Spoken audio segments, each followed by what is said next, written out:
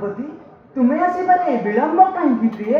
ପ୍ରଭୁ ଶିକାରୀ ଯୁବକ ଏକ ତପସ୍ୟାରେ ପଳାଇଲା ଆସନ ମହର ସାହି ନ ପାରିଲି ପ୍ରଭୁ ଶିକାରୀ କ୍ରୋଧନ ପ୍ରସନ୍ନ ହୋଇ ତାକୁ ଯାଚିଲେ ବର ତୁମେ ଅପରାଧ କରିଛ ପାର୍ବତୀ। ନେଇ ମୋର ଅନୁମତି ଯାଇଥିଲ କି ପାଶେ ପାଶେଙ୍କ ଗାଧବସେ ସନ୍ତାନର କାତର ଆର୍ତ୍ତନାଦ ଶୁଣି ମା କଣ କେବେ ରହିପାରେ ପ୍ରଭୁ? ତୁମେ ଜାଣ ନା ପାର୍ବତୀ ସେ ଯୁବକର ପୂର୍ବ ପରିଚୟ ଅଭିଶପ୍ତ ଆତ୍ମା ଜନ୍ମ ହୋଇଗଲେ ମର୍ତ୍ତ୍ୟପୁରେ ନ ଜାଣି ନ ଶୁଣି ତୁମେ କରିଛ ଅନ୍ୟାୟ ଖଣ୍ଡନ କରିବି ମୋର ବିପର୍ଯ୍ୟୟ ଘଟାଇ ଦେବି ଶିକାରୀର ମୁଁ 33 କୋଟି ଦେବତା ହୋଇଲେ ପବିତ ରଖି ନ ପାରିଲେ କେହି ଶିକାରୀ ଜୀବ।